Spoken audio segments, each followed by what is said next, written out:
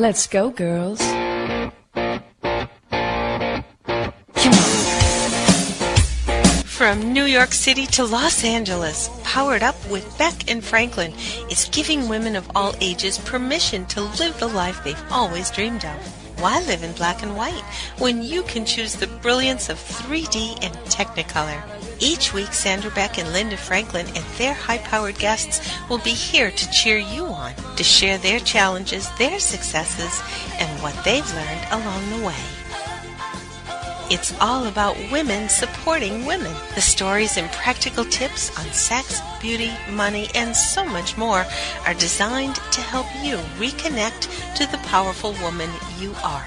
Fabulous knows no limits. Now it's time for you to expand your boundaries. Here are Sandra Beck and Linda Franklin. Hey, mamas, this is Sandra Beck, and I'm here with Linda Franklin, and we are talking today with JM Debord about dreams. And Linda, I have really crazy dreams, and then I have really just boring, prosaic dreams. Like there doesn't seem to be any in between. I'm like a pendulum that swings back and forth. Well, I don't think I haven't had really crazy, I don't know what you mean by crazy dreams, but I hadn't had crazy dreams, whether I'm being chased or I'm naked or, I don't know if those are crazy dreams to you or not, but most of my dreams are just pretty, I guess, matter of fact, but I wake up and I remember them for about 30 seconds or a minute, and then I may close my eyes again and then they're gone. Wow. So I don't remember them. They won't really, when I first wake up, then I say, oh, that's really interesting, and I think about it for a second, and then I don't remember it after I'm up for like a minute or two. So they just sort of disappear. So, wow. Linda, after all the time that we've spent together on the radio and all the great things you know about dreams, you are not keeping a dream journal yet? No, I'm not keeping a dream journal. I just am not keeping a dream journal. I don't know why. You mean so when I get up and I'm going through that 30 seconds or a minute and a half of remembering the dream, that's the time to be writing it down. Absolutely, because you have a small window of opportunity to retrieve and hold on to those memories. They're still there in your brain, but your dreams are told to you the memories are kept in short-term storage. And if you don't process that short-term memory, then it doesn't get a chance to go into longer-term storage. So there's a two-part process that happens. One, you get the better memory of the dreams, but you're also processing the content of the dream consciously, and it can help you to pull more meaning and message out of the dreams. Okay, well, I just have to get that book by my bed, and when I wake up in the morning, just do it. That's all I can say. I mean, I really don't think of it, but now that you've reminded me again, I really will, because they're like clouds. They're very, they're like clouds. They just kind of, they're wispy and they just float by, and then that seems to be the end of it. Yeah, and I tell you, that's very common for people to not be able to remember their dreams very well, or for the memories to disappear very quickly. And all it takes is a little bit of practice, and that focus as soon as you wake up in the morning, where you go, okay, wait, the world can wait. I want to think about my dreams for a couple minutes here. I want to write them down. It can really be a great benefit for yourself, for your life. There are a lot of messages that come to you in your dreams that, I'm sure. They can help you understand yourself and your life better. So that. We've talked about this a lot. Yes, of course. And you know what? I'm going to do it. And the next time you're on the show, I will report back. I'm going to put a dream book by my bed table tonight, and I will start. So I will wake up a little bit early. I wake up so early. I'm up by 5:30, so there's no excuse. So I don't even have to compete with Morning Joe, because I get up early to listen to Morning Joe. But I'll do this before.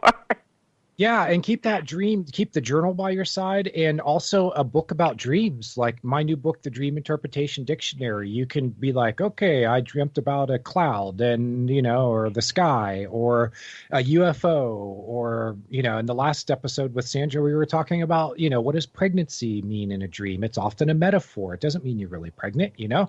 but it could be that you're pregnant with an idea. And if you understand the dream better and what it's really telling you, then you can help to push the process along. You can help it along, but you have to understand what the meaning of the dream is first. So yeah, you have my book at your bedside, or any good dream book, and pop it open where you can look up look up a symbol, see what it could mean, and then just go through the process of going, well, what is the dream really telling me? What do my feelings about the dream really tell me? And then usually there's something that you can pull out of it that will be I'm sure. significant to you. Yeah, I'm sure that there is. The things that I remember sometimes are recurring dreams, dreams that I've had several times, because, I guess you remember them and they're more of an impact. But, these little flimsy dreams, but I'm going to write them down because they're none of them are flimsy. They all mean something, and I'm sure that I'm going to get a lot out of it. And just as to pick up on that, I took recurring dreams were originally an entry in the dictionary portion of my book, and I decided that I would move it into the introduction because I really wanted to draw special focus on recurring dreams, because I call them the low-hanging fruit. If you are going to get into interpreting your dreams, you really want to understand your dreams. Well, where do you begin? The lowest hanging fruit is your recurring dreams, because that is where you have these, well, A, they're easier to remember, and B, you can make the connection between yourself and your life more easily. You know that there are certain things that a recurring dream tells you, such as that could be a recurring situation in your life. You go to work, you see your family, you see your friends, they appear in your dreams. Okay, well, in one sense, that's a recurring dream. But you also can have these dreams where it's like there's a story that is continuing. It's like a TV series that picks up where the last episode left off, or a movie that has a sequel, and because this story is advancing, that it's telling a story about what's going on in your life. So, pay attention to your dreams. Or even that can be a precursor to the future. I remember I had one recurring dream for, a year or 2 years. I mean, I didn't have it every night, but I would have it quite often. And I know that I was looking for a bigger apartment. And I was in real, in waking life, I was looking for a bigger apartment, and I would dream that the apartment that I had, there was actually there was secret doors, and then when I opened them, I had all of this space, and I didn't even know it was there, kind of thing. And I kept having this dream a lot about there was more space than I thought there was, and I just had opened these doors and blah, blah, blah. Well, the bottom line is, after that dream, is that I ended up buying 2 more apartments that were adjacent to mine and did an expansion. And as soon as I bought those other apartments and we started to do the reconstruction, those dreams went away. Wow. You would look at that as symbolism for like, oh, I'm expanding myself as a person, or I'm expanding my life. But in your case, there was quite the, a literal meaning to the dream. Yeah. And perhaps the dream influenced you in a way, could be consciously or subconsciously, where instead of looking beyond your apartment into another building, you then got the idea, I don't know if it influenced you this way, but I have a kind of a hunch that perhaps the dream gave you the idea to maybe look a little closer to home for room to expand. Yeah, because I was out looking, and I really loved my apartment the way it was, a smaller apartment. And every time I would come back from looking at larger apartments, I came back to this one, and I said, "Oh, I really love it here because I'm on a top floor, and I have a beautiful view, and it's bright, and it's I walk in and it makes me happy." So I was limited in the space, but I loved everything else. So. Yeah, I mean, I said to him, let's see, and let's see what'll come of this. Let's talk to our neighbors and see if anybody's planning to move. And they weren't right at the beginning, but slowly, one did. He was getting married and needed a bigger apartment. That was the first one. And unfortunately, the second one, we had a bid in as an apartment. Unfortunately, the guy died. We were away. The guy died. Got a call when we got back from his sister. He said, "We found your bid. You own it." Oh, wow. That is such it's almost like there was a precursor of the future going on there. And I've seen this a lot with this type of dream, with moving into a new place, because it is such an important decision. And I have encountered reports of people who they dreamed about the home that they were going to move into before they even knew that home existed. Mm-hmm. Now, there's a lot of symbolism with it, but if you out there, you, Linda, or any of the listeners out there, if you are considering buying a home, changing locations, whatever it is, this is a really important decision. And it's great to have this guidance that will lead you to the right place for you. And if you dream about it ahead of time, and then you walk in and your real estate agent or whoever is showing you a new listing, and you walk in and you go, wow, I think I've seen this place before, and if in the dream you had a really good feeling about it, and okay, I know one guy who dreamed that a house was he found buried treasure in the backyard. He ended up buying the house, even though his wife thought that it was not worth the money, that the house was a little run down. But he knew from his instincts, he said, all we need to do is fix this place up a little bit. Look at the neighborhood, look at the location.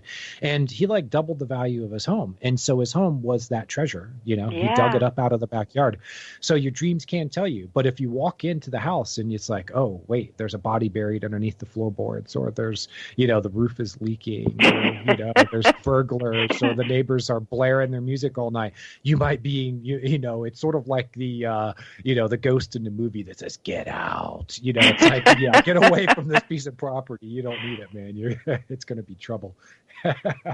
No, this worked out well for me, and I hope it works out well for others. I mean, and it's just, you've got to go with your gut, your instincts, your dreams, and when we come back, I mean, I want to, where did that come from? Did that come from my soul? I mean, I think that's a whole new discussion about, these messages that we dream about. Where are they? Are they coming from our psyche, from our soul, from where, or is really, it a variety? All of the above, really. But we can get into that. It's precognitive dreams, and it is a subject that I have studied. I've looked into the research, and I got a few things that we might be able to dig into about it. Terrific. So, when we come back from the break, we're going to do that, because I think it's a fascinating subject. We've got lots more Powered Up with Sandra Beck and Linda Franklin after these messages.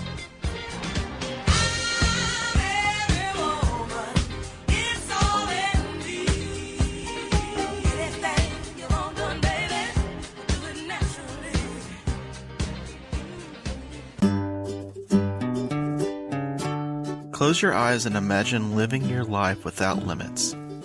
Where would you go? Who would you meet? What would you do? During an Uncover Your Hidden Genius session, you will discover what's keeping you from living your life with purpose, passion, and fulfillment of your potential. You'll get a clear vision of the steps you need to take to uncover your hidden genius so that you can live a life without limits. Sessions can be done over the phone, Skype, or in person. Find out more at www.joycebufordempowers.com or by calling 903-287-0747.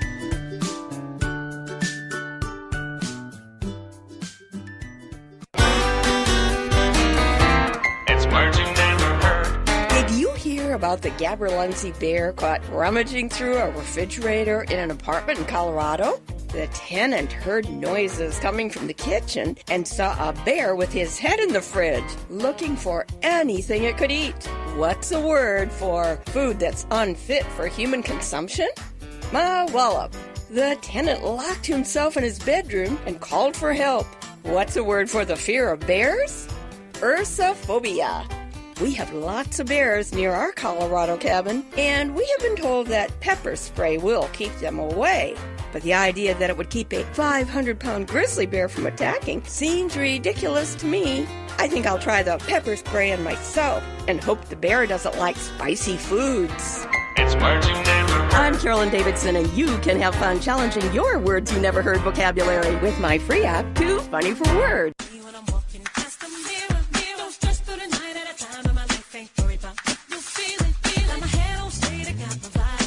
We're back with Sandra Beck and Linda Franklin. Here's more Powered Up with Beck and Franklin.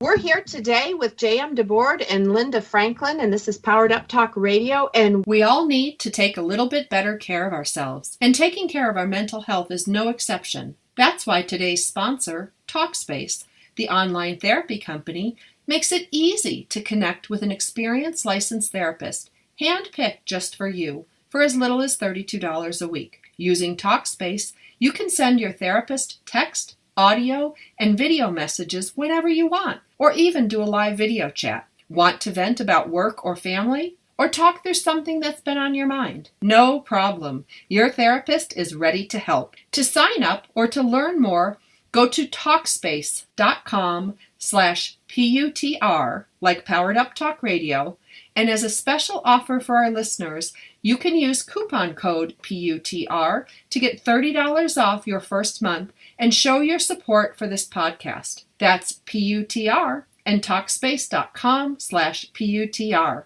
Talkspace, therapy for how we live today. The first consideration is that you have an ability to be able to put together patterns to see how things connect together. And the subconscious part of your mind especially is very good at reminding you of what you already know, or of helping you to put the pieces together. Oftentimes our minds are bombarded with information. I've heard that we only process, a small percentage, maybe even as low as 2% of what the senses are taking in at any moment actually gets consciously processed.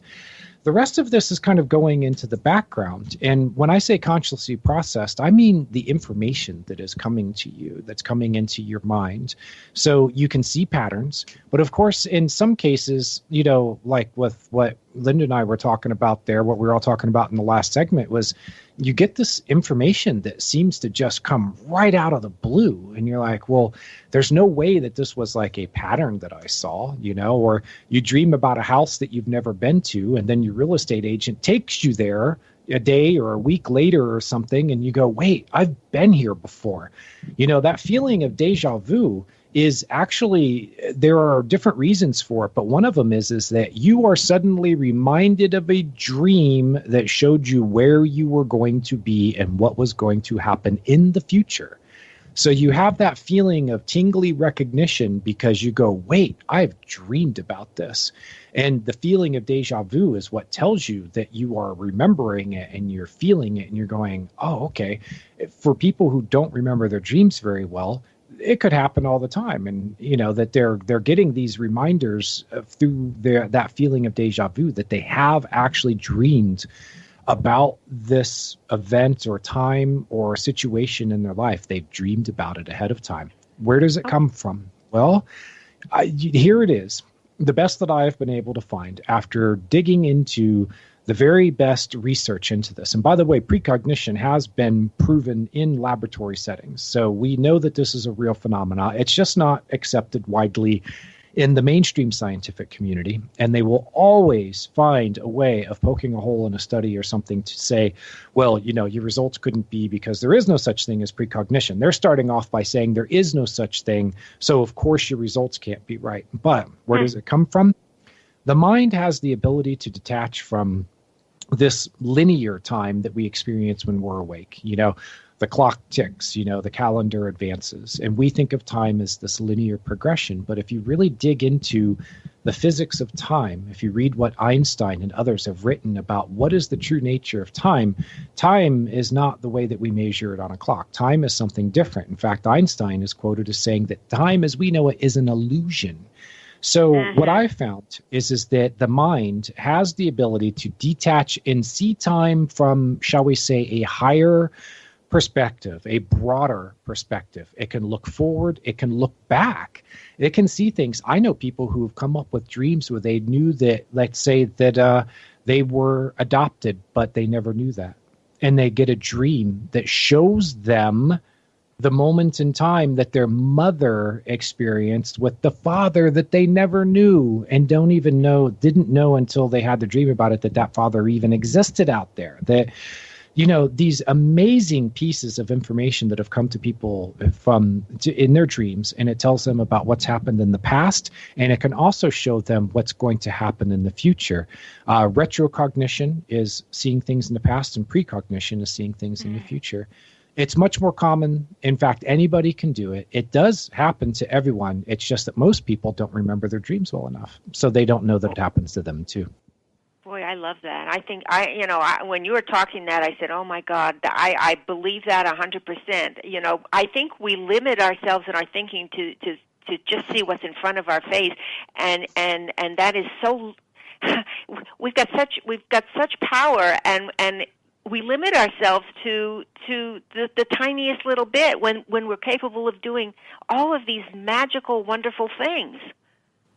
Yeah, and if people knew that their dreams were the gateway to this larger experience of life and to this deeper abilities that everyone has, even if you just want to call it, intuitions and hunches, you can get this through your dreams, and it begins with dream work, because dream work, like what you and I talked about with, keep a dream journal, look up the symbols in your dreams, spend a little time in the morning. It doesn't have to be, all morning. You can take 10, 15 minutes, write down your dreams, think about them a little bit.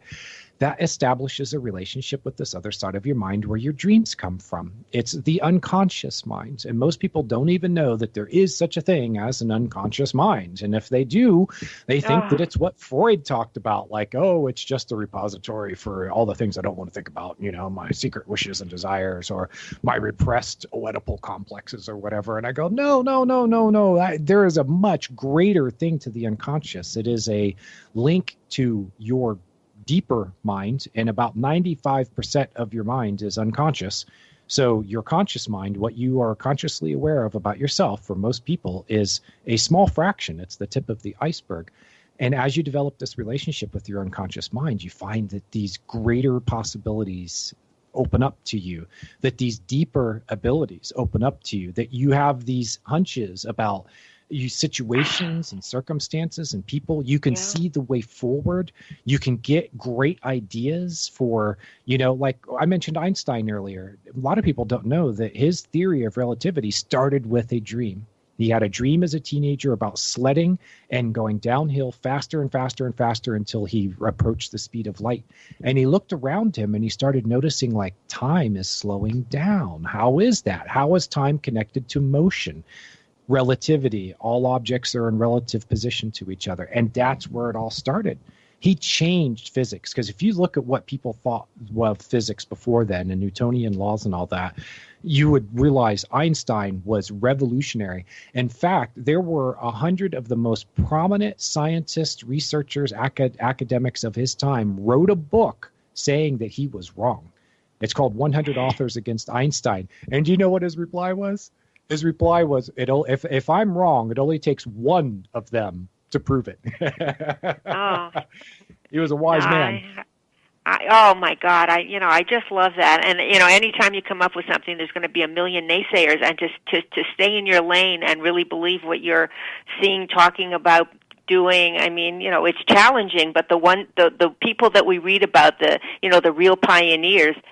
Like Einstein, like Steve Jobs, people that and even Jeff Bezos with Amazon, they're changing the world. It's coming from somewhere. Yeah, Google was Larry Page founded Google. The idea for Google came to him in a dream. He was a Stanford graduate student looking for what he was going to study to be as his, for his PhD work. And he was batting it around in his mind. And he, the internet was new at the time. This is the mid 1990s, maybe earlier.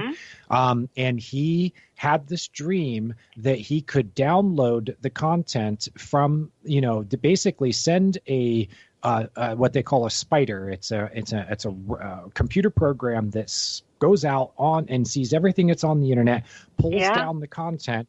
And then he said, well, now if I can pull that content down to the servers that we have here at school, and remembering most people at the time were using something called AOL dial-up connection, or I remember it well. 28.8K modems, it would take you 5 minutes to download a picture.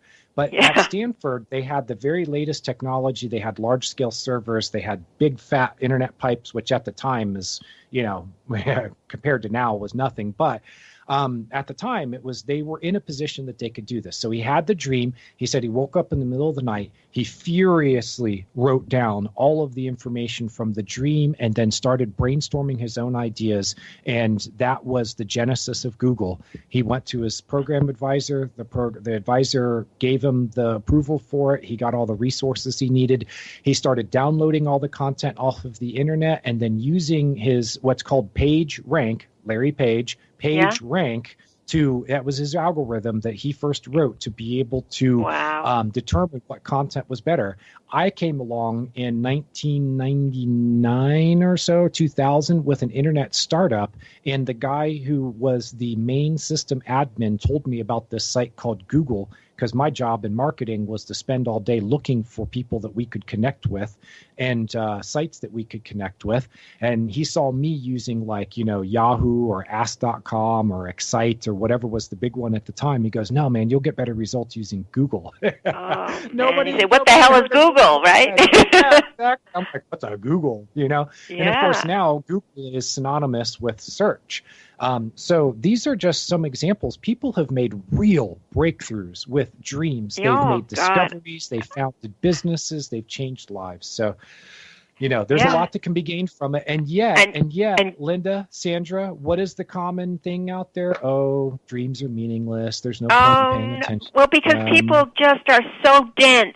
That's all I can say. I mean, we have to open up to allow all these wonderful things to happen. Don't be afraid of them. I don't know why people are afraid of going inside and letting these wonderful things happen to us, Well, and let them be dense, because it gives us, the people who are really digging into our dreams, it gives us a leg up. It's kind of like if there was a great new training program out there that could give certain athletes an advantage, and it shows on the field. And when it shows on the field, it means, that they get bigger contracts, or they get to go to a better school, or, they get a better scholarship, or whatever it is. It has real, tangible results for them because they know about a secret training program that gives them better results than it does for all of the other people out there who are trying to get to the same place that they are. There's a big competition out there. And this is one of the things, I call it the 8th habit of highly effective people. This is something I have found in all my years of dream work, dream study, giving public lectures, talking to people about their dreams. Everybody remembers the book, 7 Habits of Highly Effective People. Yep. Well, the 8th habit is dream work. It's tracking your dreams, giving them attention, working with them, trying to understand them. This is something that when you talk to people who are in very high levels in their professions and their lives, and you ask we'll continue after the break, but I'm starting tonight. Awesome. Okay. I've convinced you. Beck and Linda Franklin after these messages. This is for all you girls about 42. Tossing pennies into the fountain of youth. In today's business world, a helping hand or idea that doesn't come with an invoice is a treasured find. And if that happens to you, then you need to pay it forward to keep other entrepreneurs from making mistakes or getting a raw deal. It's called Paying It Forward with Josephine Gerasi, Wednesday mornings at 10, 9 a.m. Central. Josephine is going to have the guests describe their accomplishments, the lessons they've learned, both good and bad, and then sharing those pieces of knowledge as we create a movement of paying it forward. For more information about Josephine, her business, and background, you can go to mymomknowsbest.com. Josephine Gerasi has always been a problem solver. She saw this need and has turned it into a movement. It's Paying It Forward with tips, tools, and advice and hard lessons learned. These pieces of knowledge can make a huge difference for you, your business, and others. So join us for Paying It Forward with Josephine Gerasi, Wednesday mornings at 10 a.m., 9 a.m. Central on TogiNet.com. words you never heard. If you have a lot of spizzerinctum or the will to win, and you have a strong desire to be a part of your favorite sports team, the National Hockey League might be for you. Did you know that if both goalies on an NHL hockey team are injured, anyone at the game is eligible to step in and play the part? Teams have resorted to using their coaches, team owners, and even their web designers to fill in for injured goalies. It's as simple as slipping into your breezers or hockey pants. The original hockey puck was made out of frozen cow dung. The fastest puck shot on record was clocked at 114 miles per hour. And I'd like to take this opportunity to send out a special thanks to the men and women of our armed forces serving our country around the world. It's words you never heard. I'm Carolyn Davidson, and you can have fun challenging your words you never heard vocabulary with my free app, Too Funny for Words.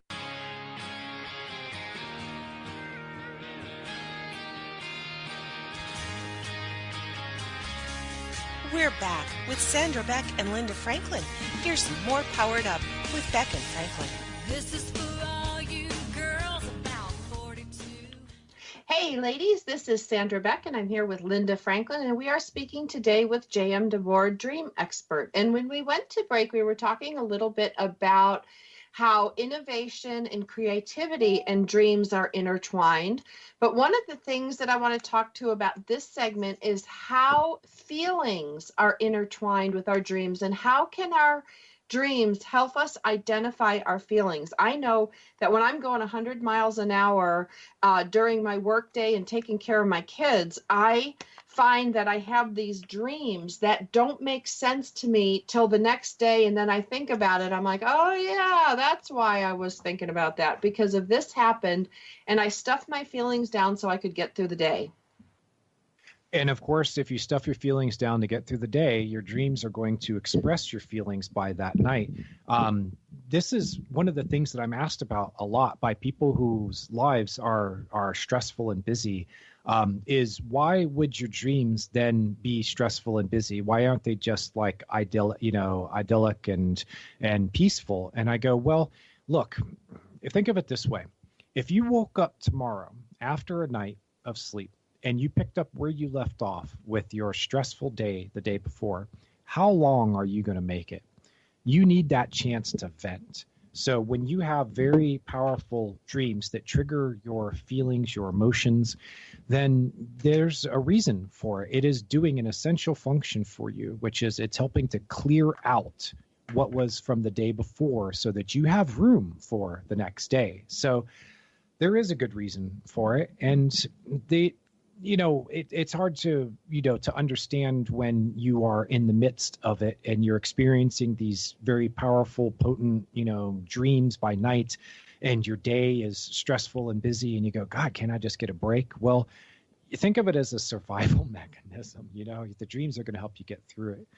Now, here's another thing is, I say that your feelings are your best guide to your dreams, that your feelings can tell you more than anything else about your dreams, than anything else, because your dreams are going through a two-part process of creating symbolic imagery, which is connected to yourself and your life, especially your recent life.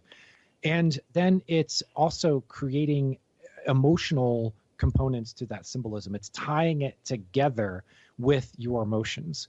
So really what you can see in a dream is your emotional landscape, your emotional life played out. In fact, here's a common theme after having a really bad fight or argument is to dream about a battlefield.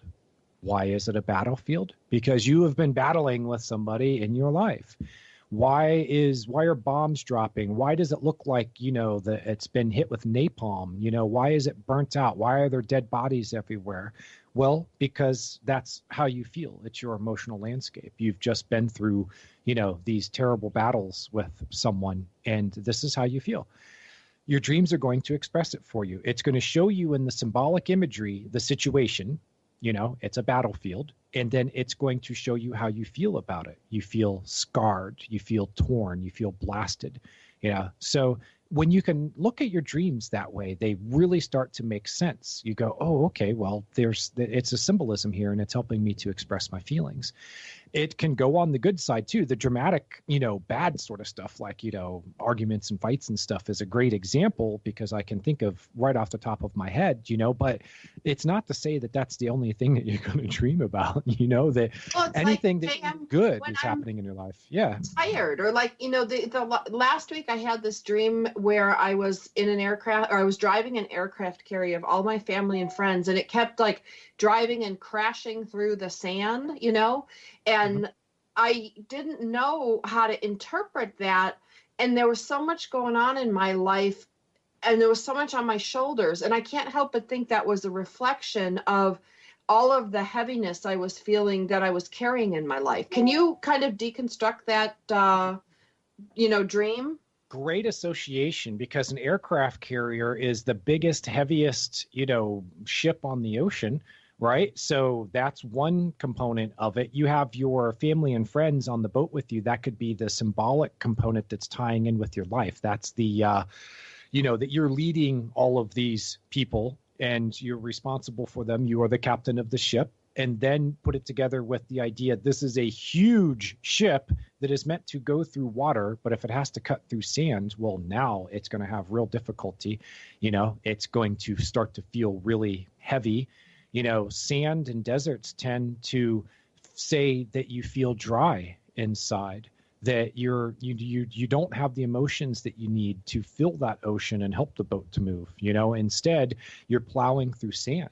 And really what I see in that is a very graphic metaphor for how you felt at the time.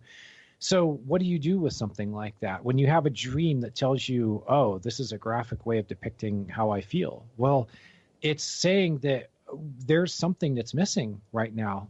And that if I want to continue being the captain of this ship, I've got to figure out a way of pulling in more positive emotions into this. I need to feel better about this. So what do I do?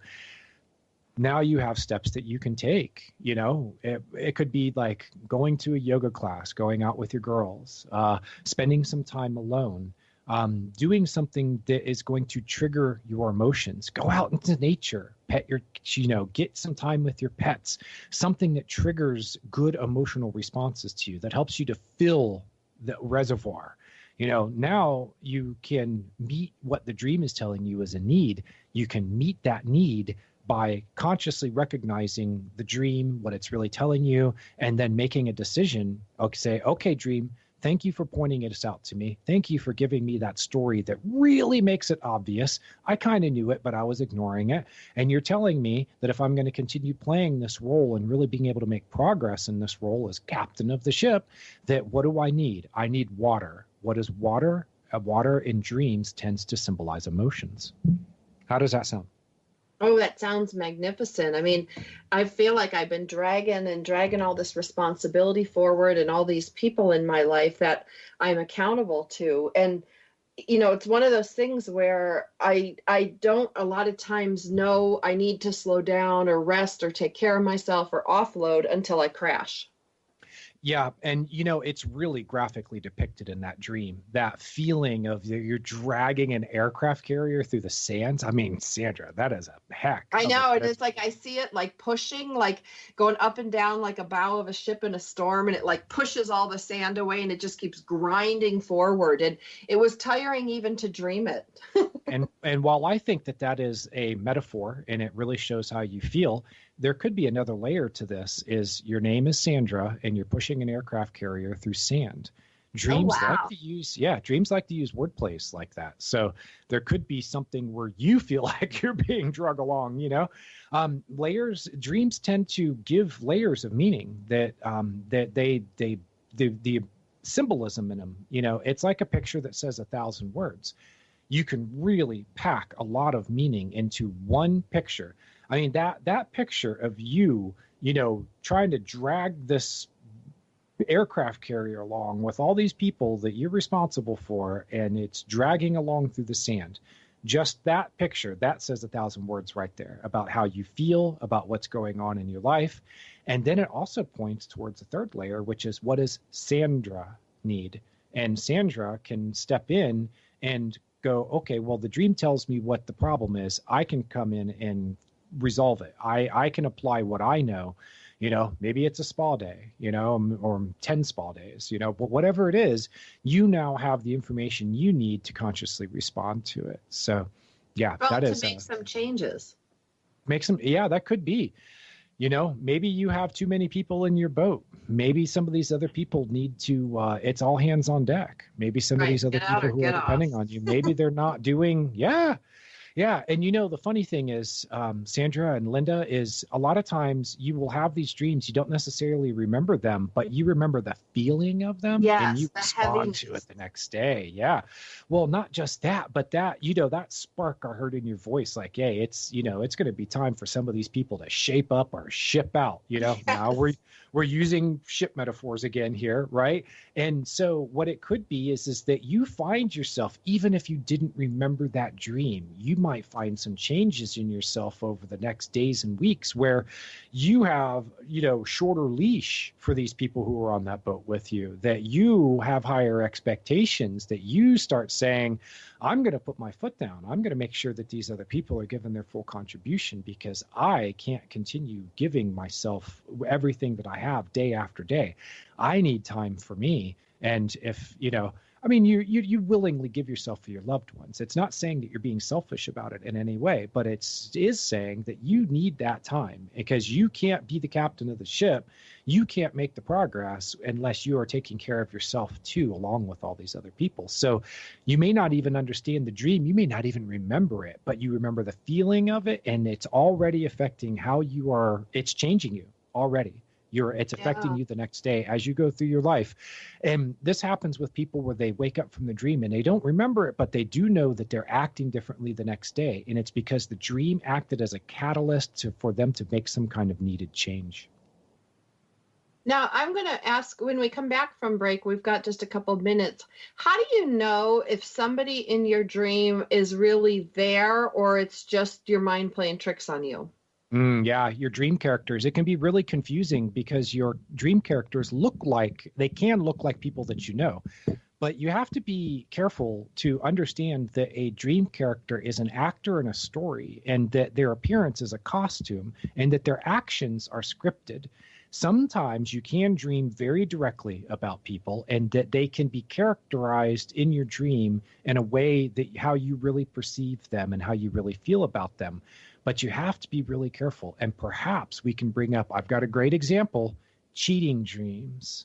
This is one where I can use as an example. This is a lot of husbands and wives, girlfriends and boyfriends out there. They have these dreams, either that they are cheating or that their significant other is cheating. And this is where it is really important to separate the dream character from the person that they look like, because oftentimes they're not one and the same, and the dream is entirely personal, and it has really nothing to do with them. All right, we'll be back after the break with JM Debord. JM, where can people find your books? Well, if you go to Amazon, of course, just type in JM Debord, Debord, go to dreams123.net, which is my main dream interpretation site.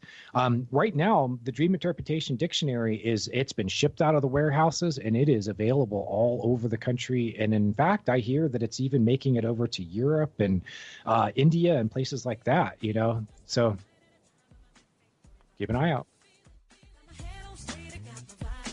We've got lots more Powered Up with Sandra Beck and Linda Franklin after these messages.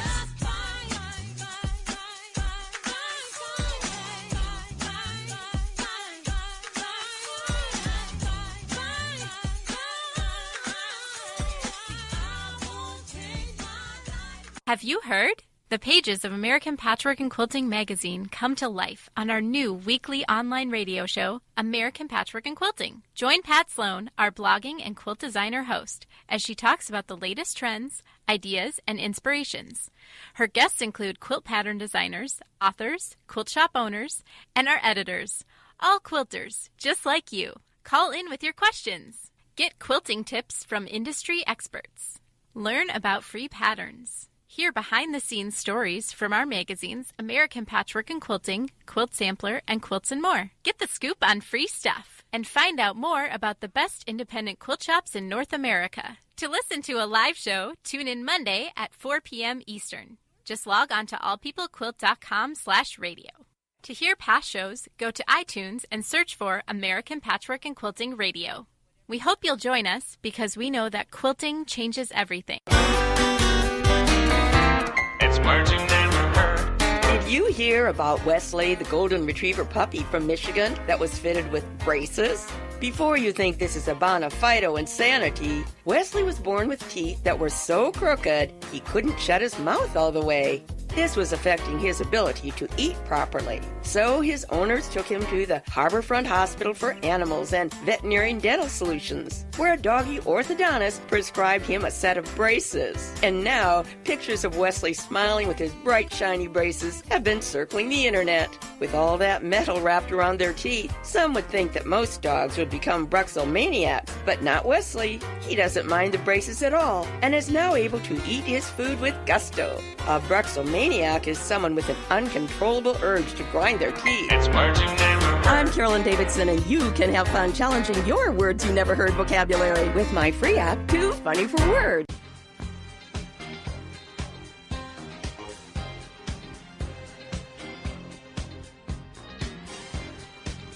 We're back with Sandra Beck and Linda Franklin.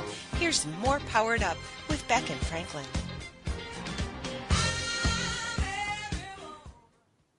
Hey ladies, this is Sandra Beck. I'm here with Linda Franklin, and we're visiting with dream expert JM Debord. And before we get into the cheating in dreams, Linda, you have a great question.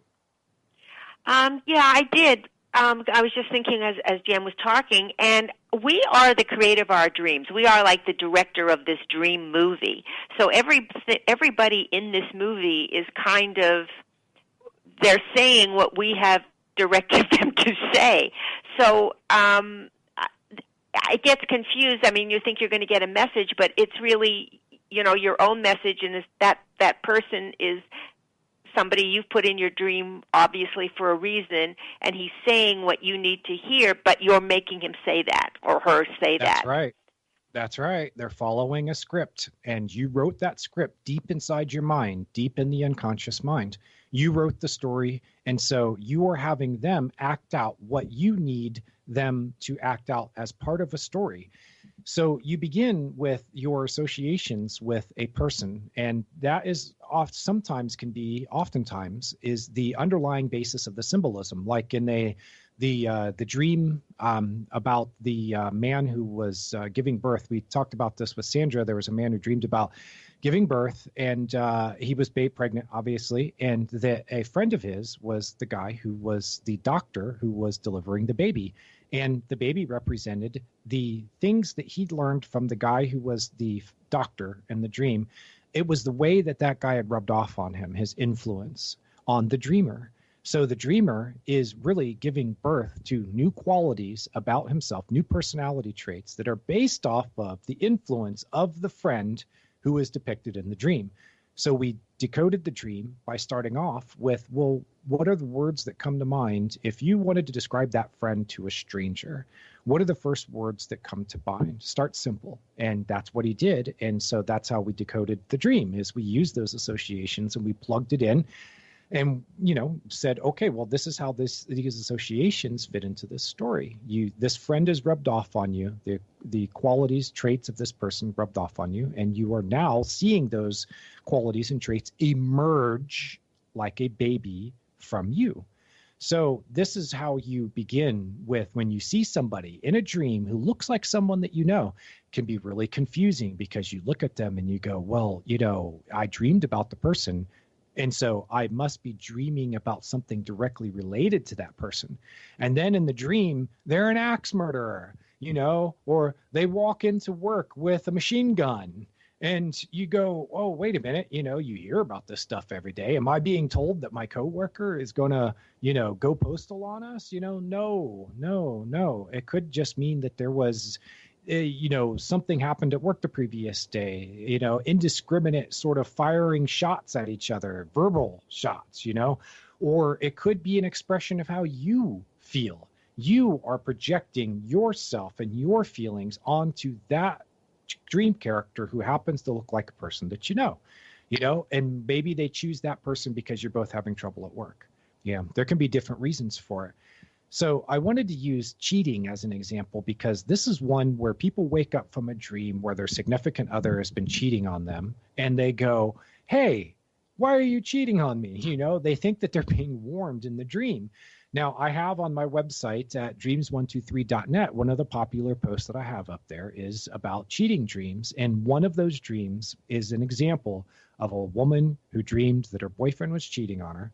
She woke up in the morning, told him about the dream. He just kind of dismissed it. And it left a bad feeling with her. She was just like, there's something up here. His reaction is strange. And so she kept talking about it with him and he kept blowing her off.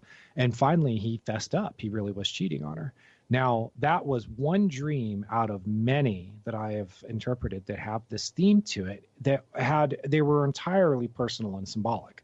One of them was a guy who dreamed that his wife was cheating on him with the surgeons that she worked with as a surgical nurse. Well, her job was very demanding. And even though he knew that she needed, to do the job and to continue the work, and that the demands on her time and the hours were, just part of the job, he couldn't help but feel a little jealous. There he is, and he's been out of work because he's been injured, and she's going off to work and hanging out with surgeons. I mean, what guy wouldn't feel maybe a little bit, jealous or, feeling like he's maybe got some competition or something like that, which wasn't the case. His marriage, he said his marriage was very stable. And there is the contradiction that most people can't wrap their minds around. They go, well, I'm dreaming about my spouse cheating on me, but we've been together for years and we love each other and there's no signs of trouble. You can go, okay, well, that's a big discrepancy with reality that tells you this is a place to focus right here. Focus on this part because you know that the person is not cheating. And so that means that cheating has to be symbolism. But the first step is to separate the person in the dream from the dream character, because they're not one and the same. That person who's sleeping next to you does not deserve to be woken up with your elbow in their face as you're going, hey, I dreamed about you cheating on me. So who is she? Or who is he? I've seen so many examples of this. There was a woman who dreamed that she was doing sort of like dancing and emotional sort of cheating and getting real close with these guys that were her study partners. She was in school and she felt really bad about it when she woke up. I mean, she was really guilty about it. And I said, look, what you're really guilty about is the fact that you are putting your studies equal or ahead of your relationship with your boyfriend. And you know that he deserves more of your time, but you are also really busy with school and you have a job on top of that. And where do you find the time? You feel guilty. That's the connector. You're feeling, you felt guilty in the dream. You feel guilty in your life because you want to give more time to your boyfriend. Fortunately for her, her boyfriend was a real prince and, she wasn't really in any danger that we could tell that, of either of them cheating. So there are many examples like this where cheating is used as symbolism to describe a situation where you have regrets, you feel guilty, you dream about having an affair. Well, describe in simplest terms, what is an affair? It's something that you feel very excited about, and you also feel like you have to do it in secret outside of your relationship. Well, how many people out there have interests that are outside of their relationship with their significant other that if it just doesn't need to be part of the relationship? How many of you have a secret passion? That there's something that you're doing, it's not an affair. You connect with the feeling of having to be sneaky about something. That's all an affair can mean in a dream, is that you feel like you have to be sneaky. So this is how you do it. You break down the dream and you look at it at the message. What is it in its simplest? How can I understand this in its simplest? And then build on top of there. An affair, it means I'm doing something in secret. I have to hide it. Okay, well, what are you hiding? What are you doing in secret? What do you feel like you have to keep out of your relationship with your? I have another question. Like you gave the example of Larry. Not Larry Bird. Larry Page. Yeah. Larry Page at Google, who had the dream, and that was the beginning of this empire that he built.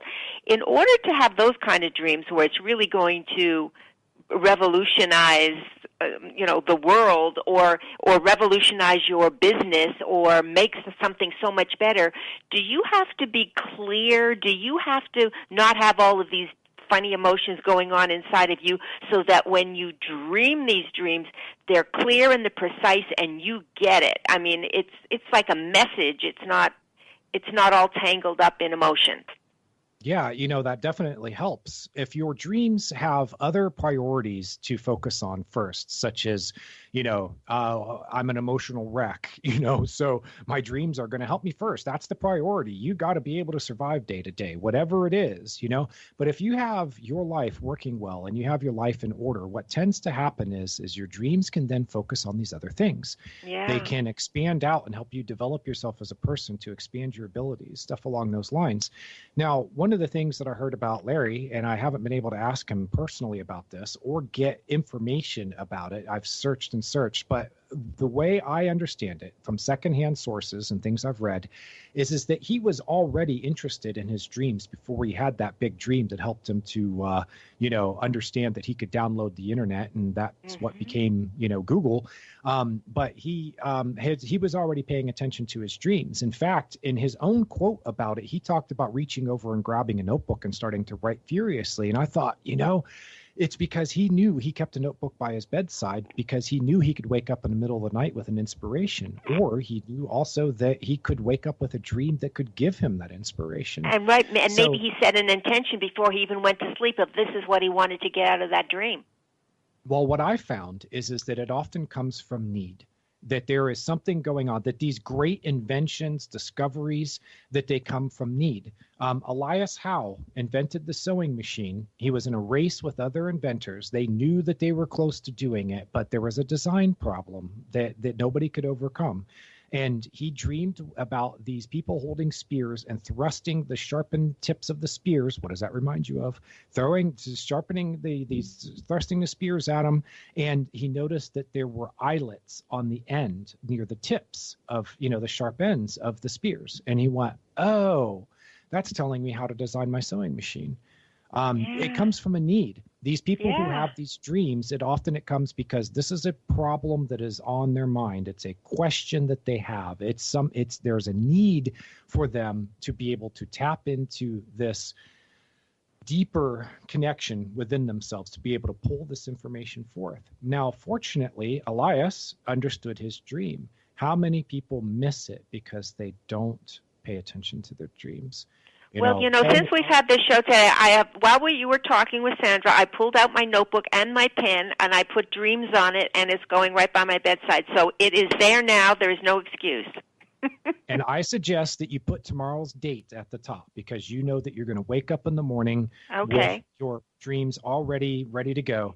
And I have at dreams123.net, I have advice for remembering dreams that might be helpful for you. But I can tell you, you already know you have to give it time. You have the desire. Okay, those are the two biggest hurdles. What else? Well, stay in the same sleep position when you wake up in the morning. If you need to get up and use the bathroom, that's fine, but return to bed. This is important. It's a physical cue for your body. Before you go to bed, that little trick that I gave you, write tomorrow's date at the top of your notebook. Open up the page, have the pen sitting there.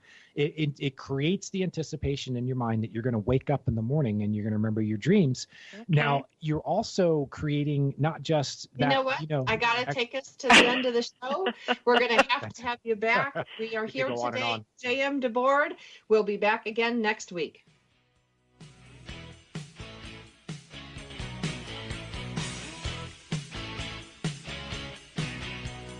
We're so glad you joined us for Powered Up with Beck and Franklin.